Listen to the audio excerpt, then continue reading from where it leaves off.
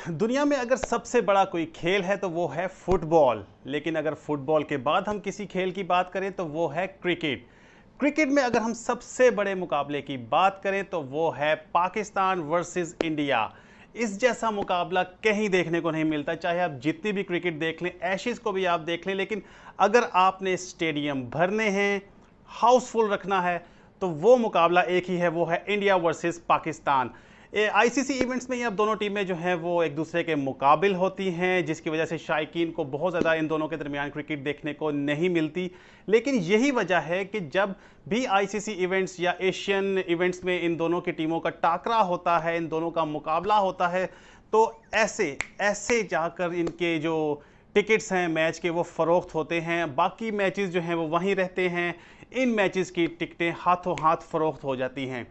28 अगस्त Asia cup, Pakistan versus India, बहुत बड़ा मुकाबला होने वाला है। और इस मुकाबले में इंटरेस्ट पैदा कर दिया है बाबर 11 ने गुज़िश्ता साल आईसीसी टी20 वर्ल्ड कप में भारत को शिकस्त देकर, क्योंकि उससे पहले हम देख रहे थे कि एशिया और एशिया से बाहर जहां पर भी मैचेस होते थे, स्पेशली आईसीसी के इवेंट्स में, तो उसमें इंडिया डोमिनेट कर रहा होता था। इस वजह से थोड़ा सा जो इंटरेस्ट लेवल था वो डाउन हो रहा था। लेकिन पहले हमने चैंपियंस ट्रॉफी में इंडिया को मारा, उसके बाद हमने भारत को आईसीसी टी20 वर्ल्ड कप में जिस तरह से शिकस्त दी, पाकिस्तान ने बता दिया है कि इस वक्त वो ना सिर्फ एशिया की बल्कि दुनिया की जो है वो ख़तरनाक तरीन टीम है। अगर हम वर्ल्ड कप की बात करें तो ऑस्ट्रेलिया से जिस तरह से हम उन 3 छक्कों की वजह से हार गए, अगर वो ना हारते तो मैं आपको लिख कर देता हूं कि पाकिस्तान इस वक्त टी20 चैंपियन होता। बहरहाल पास्ट की बात थी, अब हम आगे की बात कर रहे हैं कि इंडिया वर्सेस पाकिस्तान, और दोनों टीमों ने भरपूर तैयारी की हुई है। दुबई में दोनों टीमें जो है वो गर्म मौसम में तैयारी कर रहे हैं, खूब छक्के चौके लगा रहे हैं, दोनों टीमों को छक्कों की प्रैक्टिस कराई जा रही है।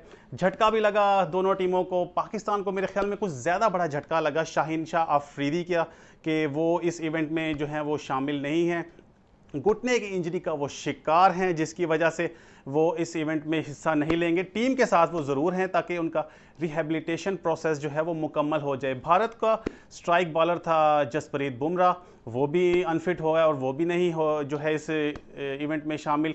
तो मेरे ख्याल में पाकिस्तान को थोड़ा सा ज़्यादा नुकसान हुआ है बुमराह की निस्बत इंडिया के, क्योंकि इंडिया का जो है वो, अगर हम इन दोनों के मैचेस की बात करें दोनों टीमों के, तो जिस तरह से पिछला मैच देख लें आप, शाहीन ने आकर जिस तरह से इंडिया के टॉप 3 बल्लेबाजों को उड़ाया, और जिस तरीके से उड़ाया आते हुए भी, तो उससे तो पाकिस्तान को यकीनी तौर पे शाहीन को बहुत ज़्यादा पाकिस्तान मिस करेगा। Bumrah on the other hand देखें, वो पाकिस्तानी ओपनर्स की भी विकेट नहीं ले पाए थे। दोनों टीमों के अगर हम स्क्वाड की बात करें तो पाकिस्तान और इंडिया दोनों ने बड़े अच्छे स्क्वाड्स अनाउंस किए हैं, और बेस्ट स्क्वाड जो उनके पास अवेलेबल थे उन्होंने वो किए हैं। पहले हम बात करते हैं इंडिया की। इंडिया की बैटिंग बड़ी स्ट्रॉन्ग है, बहुत स्ट्रॉन्ग बैटिंग है। अगर आप देख लें, उनके कैप्टन हैं रोहित शर्मा, वो ओपनिंग करते हैं। उसके बाद उनके साथ आते हैं केएल राहुल, बहुत अच्छे बैट्समैन हैं, बड़े ज़बरदस्त किस्म की कुछ अरसे से जो है वो बैटिंग कर रहे हैं। आईपीएल हो जाए, दूसरी लीग्स हो जाए, इंडिया के ऑस्ट्रेलिया के ख़िलाफ़, इंग्लैंड के ख़िलाफ़ बड़ी अच्छी इन्होंने इनिंग्स खेली है। इसके बाद आते हैं, एक ज़माने में वर्ल्ड्स बेस्ट बैट्समैन थे लेकिन अब आउट ऑफ फॉर्म है, विराट कोहली। बहुत ज़्यादा नज़रें इन पर भी हैं क्योंकि बहुत अरसे से आउट ऑफ फॉर्म है, और अब बहुत ज़्यादा अरसा हो गया है। एक ऐसा प्लेयर जिसको एक आप कह लें कि सेंचुरीज़ की आदत थी, और अब उससे 50 भी मुश्किल से बनती है, तो यकीनी तौर पे ना सिर्फ फैन मायूस होते हैं बल्कि टीम मायूस होती है, प्लेयर्स भी होते हैं। विराट कोहली के लिए बहुत बड़ा इवेंट है, और इसी बेस पे, इसी इवेंट की बेस पे मेरे ख्याल में वो इंडिया के टी20 वर्ल्ड कप के लिए जो स्क्वाड होगा उसमें जगह बना सकते हैं। केएल राहुल, विराट कोहली, रोहित शर्मा, उसके बाद सूर्या कुमार यादव। आप देख रहे हैं कि गुज़िश्ता कुछ अरसे से टी20 में बड़ी ज़बरदस्त फॉर्म में है वो, और अभी तो 2 हफ्ते पहले वो बाबर आजम से नंबर 1 पोजीशन जो है वो लेने के भी बहुत करीब आ गए थे, लेकिन उनको आखिर जो है वो मैच में शामिल नहीं किया गया, जिसकी वजह से वो नंबर 1 पोजीशन लेते लेते रह गए। बहरहाल बाबर आजम फिर भी नंबर 1 बैट्समैन हैं, टी20 में भी, वनडे में भी, और टेस्ट में इस वक्त वो नंबर 3 बैट्समैन हैं। ऋषभ पंत बहुत अच्छे विकेट कीपर बैट्समैन हैं और बड़े ही अहम मौक़ों पे उन्होंने भारत के लिए बहुत अच्छी इनिंग्स खेली हैं। बड़े ही एक किस्म के आप मैच विनिंग बैट्समैन उनको कह सकते हैं कि उन्होंने इंडिया के लिए बड़ी खिदमात अंजाम दी हैं। रविंद्र जडेजा बहुत एक्सपीरियंस्ड इनके ऑलराउंडर हैं और बैटिंग में भी चलते हैं, बॉलिंग में भी अपना कमाल दिखा जाते हैं। तो जो इनके पास एक अच्छे ऑप्शंस हैं इंडिया के पास, वो मैंने आपको बता दी। इसके अलावा दीपक हुडा उनके पास हैं, राइट आर्म ऑफ स्पिनर करते हैं, ऑलराउंडर भी हैं, अच्छी बैटिंग करते हैं। तो दीपक हुडा एक जो है वो इंडिया के लिए जो है यकीनी तौर पे कुछ परफॉर्म करने के मूड में होंगे। हार्दिक पांड्या, अभी हमने देखा रिसेंटली उन्होंने इंडियन टीम को कैप्टन भी उनके थे और वो उन्होंने क़यादत भी की, तो वो भी अब जो है उनकी सीनियर जो लाइन है उनमें आ गए हैं। हार्दिक पांड्या बैटिंग भी करते हैं, बॉलिंग भी करते हैं, अच्छे फास्ट बॉलर हैं और बैटिंग में जो है वो स्ट्राइक लगाने की कोशिश करते हैं, छक्के चौके लगाने की कोशिश करते हैं। ज़्यादातर रन्स लेना मेरे ख्याल में दौड़ के उनको इतना ज़्यादा पसंद नहीं है। इंडिया के अगर हम स्पिन ऑप्शन की बात करें तो उनके पास हैं रविचंद्र अश्विन, बहुत ही एक्सपीरियंस बॉलर हैं, लेकिन अब अश्विन का वो जादू नहीं हमें नज़र आता जिस तरह से वो पहले, आज से 5-6 साल पहले तक उनका एक जादू चलता था। अब उनका सिर्फ टेस्ट क्रिकेट में ही हम देखते हैं जादू चलता है। बहरहाल कुछ सोच के ही इंडियन मैनेजमेंट ने उनको जो है वो टीम में शामिल किया होगा। इस युजवेंद्र चाहल बहुत ही अच्छे लेग स्पिनर हैं। हमने देखा कि गुज़िश्ता जो इंग्लैंड में वर्ल्ड कप था उसमें जो है वो युजवेंद्र चाहल ने बड़ी अच्छी बॉलिंग की और इंडिया को बड़े अहम मौके पे ये विकेट लेकर देते हैं। और दुबई की जो विकेट है वो यकीनी तौर पे युजवेंद्र चाहल को बहुत ज़्यादा सपोर्ट जो है वो देगी। रवि बिश्नोई ये स्पिनर हैं, लेग ब्रेक बॉलिंग कराते हैं, अच्छी बॉलिंग करा रहे हैं आजकल। इसी बेस पे यंग भी हैं, तो इसी बेस पे इंडियन सेलेक्टर्स ने इनको जो है वो स्क्वाड में शामिल किया है। अब हम आ जाते हैं इंडिया के फास्ट बॉलिंग डिपार्टमेंट की तरफ के। उनके सबसे पहले तो जसप्रीत बुमराह थे जो कि अनफिट हो गए हैं और ये इंडिया के लिए नुकसान है क्योंकि वो उन पर बहुत ज़्यादा रिलाय करता है। भुवनेश्वर कुमार हैं अब उनके स्क्वाड में और अब उन्हीं पर इंडिया को रिलाय करना पड़ेगा। इसके अलावा इंडिया के पास एक बड़ा अच्छा लेफ्ट आर्म फास्ट बॉलर आया है, अर्शदीप सिंह। यंग हैं काफ़ी और एनर्जेटिक भी हैं, अच्छी बॉलिंग कराते हैं, स्विंग भी करा लेते हैं। मेरे ख्याल में ये थोड़ा सा इंडिया के लिए जो है वो परफॉर्म ज़रूर करेंगे। इसके अलावा इंडिया के पास आविश खान के नाम का एक राइट आर्म फास्ट बॉलर है, ये भी जो हैं वो यंग हैं और एनर्जेटिक हैं और कुछ कर दिखाने की कोशिश करते हैं। इसी वजह से सिलेक्टर्स ने इनको जो है वो शामिल किया है। ये था जी इंडिया का स्क्वाड और देखा आपने कि उनके पास बैटिंग भी मजबूत है। इसके अलावा ऑलराउंडर्स उनके पास 3 हैं, स्पिन में उनके पास 3 ऑप्शन हैं, फास्ट बॉलिंग में भी उनके पास 3 ऑप्शन हैं।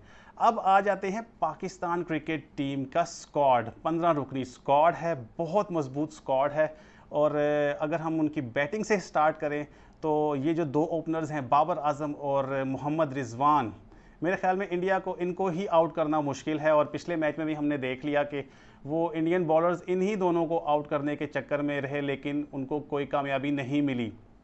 तीसरे नंबर पे पाकिस्तान के आते हैं फ़खर ज़मान। फ़खरे पाकिस्तान।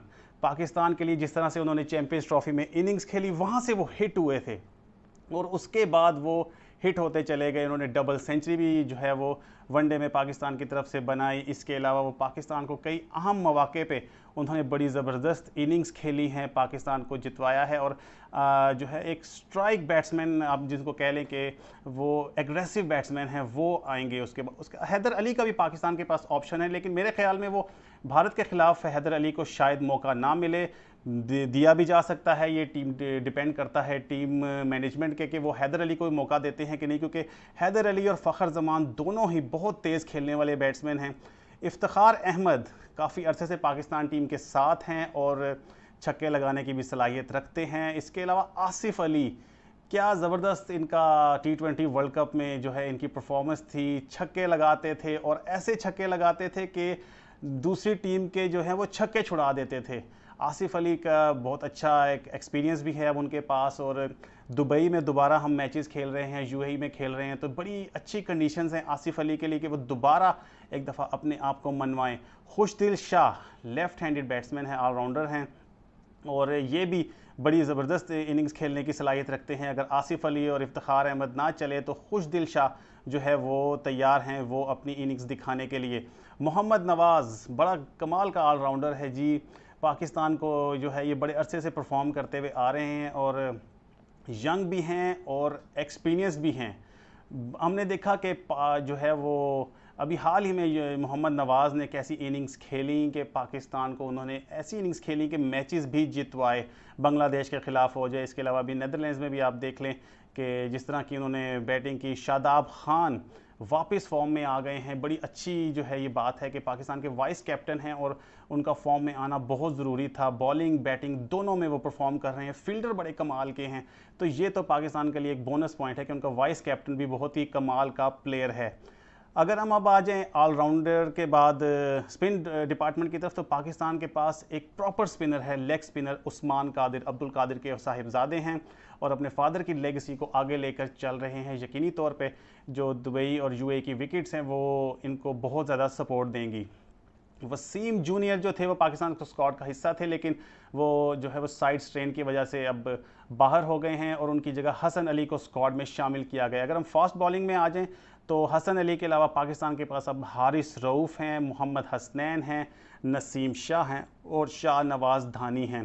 तो हमारी अगर हम बैटिंग की बात करें तो बैटिंग में भी हमारे पास कमाल के प्लेयर हैं। बॉलिंग की बात करें तो वो भी हमारे प्लेयर डोमिनेट कर रहे हैं। फास्ट बॉलिंग में तो स्पेशली पाकिस्तान जो है वो इंडिया से काफ़ी ऊपर है। पाकिस्तान को बहुत अच्छा एज हासिल है इस जो डिस्पाइट के पाकिस्तान का जो मेन स्ट्राइक बॉलर था शाहीन अफरीदी वो अनफिट है, इसके बावजूद हमारे पास ऑप्शंस बहुत कमाल के हैं।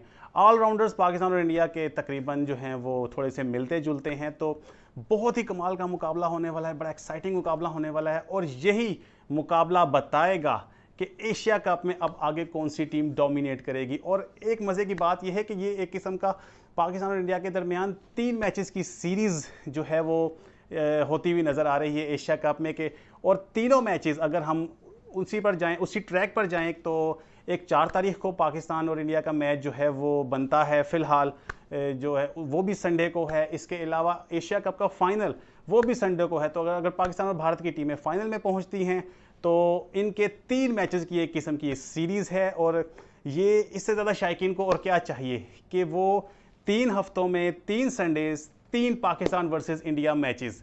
तो एंजॉय करें इन मैचेस को, अपनी टीमों को सपोर्ट करें, अपने खिलाड़ियों को सपोर्ट करें और जज्बात को थोड़े से काबू में रखें, गेम को गेम ही रहने दें। और दोनों प्लेयर्स जो दोनों टीमें हैं, दोनों टीमों के कैप्टन्स, दोनों टीमों के जो प्लेयर्स, उनकी तरफ से एक पीस का पैगाम जिस तरह से जा रहा है कि वो जो है वो दुबई की विकेट देख रहे हैं, इसके अलावा वो मिल रहे हैं एक दूसरे से, हालचाल पूछ रहे हैं दुबई स्टेडियम में, तो ये बड़ा अच्छा मैसेज है, पीस का मैसेज है और यही दोनों जो मुल्क हैं उनके फैंस की तरफ से भी बिल्कुल जाना चाहिए।